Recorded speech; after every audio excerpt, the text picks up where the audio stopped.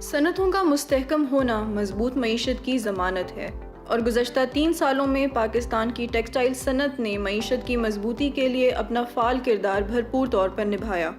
हुकूमत की जानिब से इलाकाई तौर पर मसाबकती बुनियाद पर दिए गए तवानाई की कीमतों से चलने वाली सनतों ने टेक्सटाइल की बरामदाद में नुमाया इजाफा देखा और सनतों की पैदावारी सलाहियत को भी बेहतर बनाया गया, जिसकी वजह से रवां माली साल के पहले 6 महीनों में बरामदाद में 26% इजाफा रिकॉर्ड किया गया और साल के आखिर तक मजमूई तौर पर $21 बिलियन की बरामदाद मुतवक्के हैं। लेकिन पिछले माह से गैस की बंदिश, बिजली की लोड शेडिंग और बिजली की तरसील में उतार चढ़ाव से सनती तरक्की का सफ़र मुतासिर हुआ और टेक्सटाइल की बरामदाद को $250 मिलियन से ज़ायद का नुकसान उठाना पड़ा। 15 दिसंबर से पंजाब में गैस बंद कर दी गई है।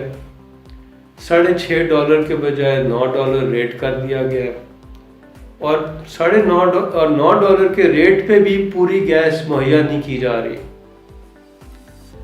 इंडस्ट्री को इसकी वजह से तकरीबन उनकी प्रोडक्शन में 30% का लॉस हो रहा है। हमारी जो प्रोडक्शन है वो 30% कम हो गई है। This government, after supplying, after giving us the right policies and seeing the result, I think last year our total exports were maybe the highest ever in our history, not just textile. 25-26 अरब में हम चले गए। इससे पहले शायद 25 billion was the highest और अगले साल we need to go to 31।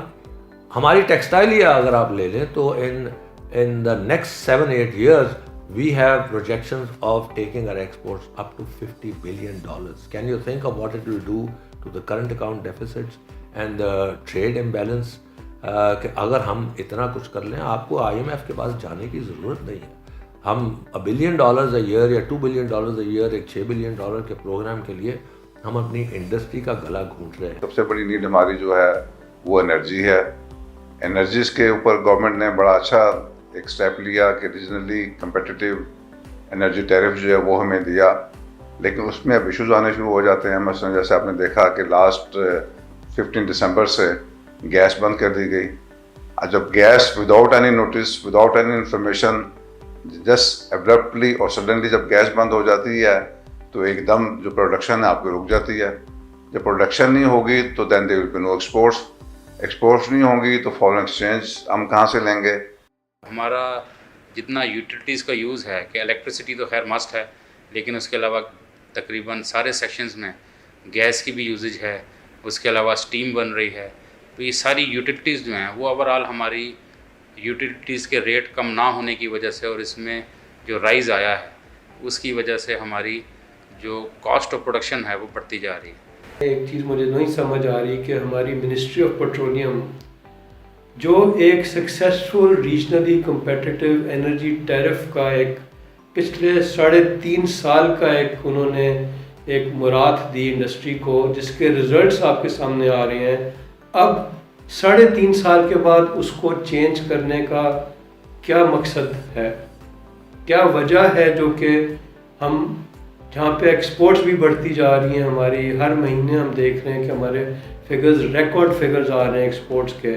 अब हम कह रहे हैं कि नहीं, ये जो PTI की जो 5 साल की गवर्नमेंट का ये जो इलेक्शन जो के लिए आई है गवर्नमेंट, ये जिसमें उन्होंने 3.5 साल तो अपना वादा निभाया और अब अगले सिर्फ 1.5 साल में अपना वादा जो उनसे वो तोड़ रहे हैं इंडस्ट्री के साथ और गैस की प्राइसेस बढ़ा रहे हैं और कहते हैं कि जी गैस हम प्रोवाइड करेंगे और गैस की लोड शेडिंग करेंगे। ये मुझे समझ में नहीं आ रही कि हमारी मिनिस्ट्री ऑफ पेट्रोलियम हमें किस साइड पे लेके जा रही है।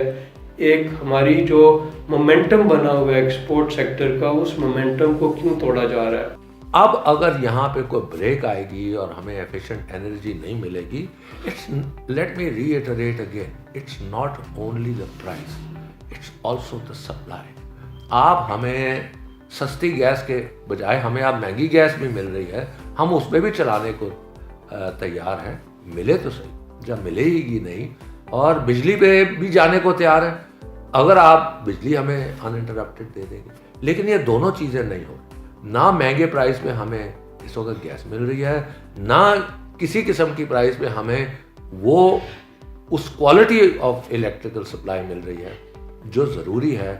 ख़ास तौर पे हमारी जो नई इक्विपमेंट है, जो कंप्यूटराइज्ड है, जो इलेक्ट्रॉनिक्स हैं, जहाँ पे झटका आता है तो आपके कार्ड सड़ जाते हैं, आपके प्रोसेसेस बंद हो जाते हैं। जो हमने एक वर्किंग की थी लेस्को पे जाने के लिए, कि लेस्को पे हम शिफ्ट हुए थे 16 तारीख, तो 16 तारीख से अभी तक जो फ्लक्चुएशंस थी वोल्टेज की वो काफ़ी ज़्यादा थी। उसकी वजह से हमारे काफ़ी इलेक्ट्रॉनिक पार्ट्स भी डैमेज हुए हैं।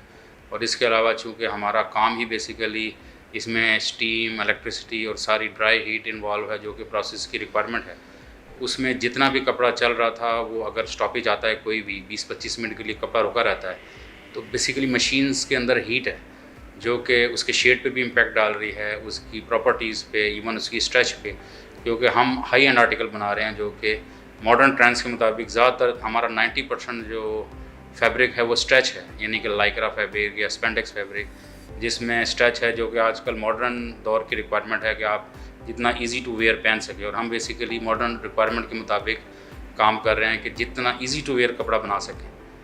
तो उसमें वो कपड़ा जब भी मशीन रुकती है तो वो सारा हीट की वजह से उसकी स्ट्रेच डेड हो जाती है। इसके अलावा उसका शेड भी ख़राब होता है। जो हमें बिजली पे कहा जा रहा है कि जी आप ग्रिड के ऊपर चले जाएं, ग्रिड के ऊपर हर रोज़ ट्रिपिंग्स आ रही हैं, हर रोज़ फ्लक्चुएशंस आ रही हैं।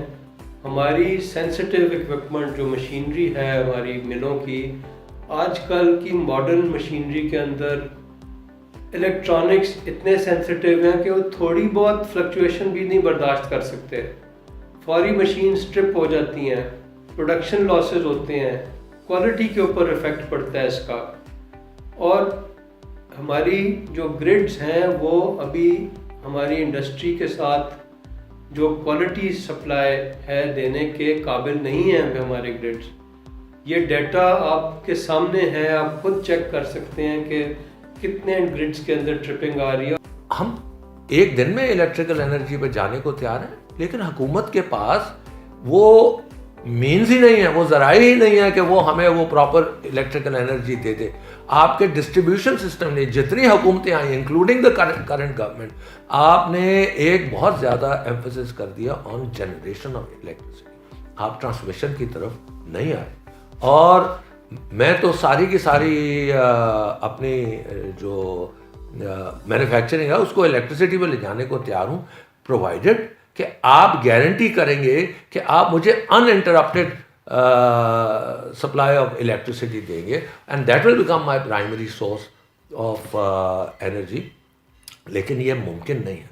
अव्वल तो आपने एक थोड़ी सी एक्सपेंशन करानी हो of your electrical collection, it takes years and it takes a lot of money, and वो इतनी आराम से नहीं होती। In the mean time you have to make use with other forms of energy. Number 1 एक वो है।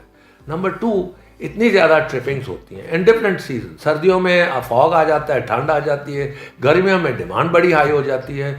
और वैसे भी as far as I know the ability of the government for electricity transmission is way below its ability to generate power. आप शायद 24 या 26 या 28 हज़ार मेगावाट तक भी जनरेट कर सकती होगी हुकूमत, लेकिन इतनी इलेक्ट्रिकल एनर्जी ट्रांसमिट नहीं कर सकती। हमारा ये ख्याल है कि ये पिछले 15 दिन में और अगले 15 रोज़ में, अभी क्योंकि कुछ मालूम नहीं है कि गैस कब रिस्टोर होगी, कभी कहते हैं जी एंड ऑफ जनवरी तक रिस्टोर कर देंगे हम, ये 1.5 महीने के अंदर हम $1 बिलियन $1 बिलियन की प्रोडक्शन लूज़ कर जाएंगे और हमारी $1 बिलियन की एक्सपोर्ट जो बढ़ सकती थी वो कम होगी।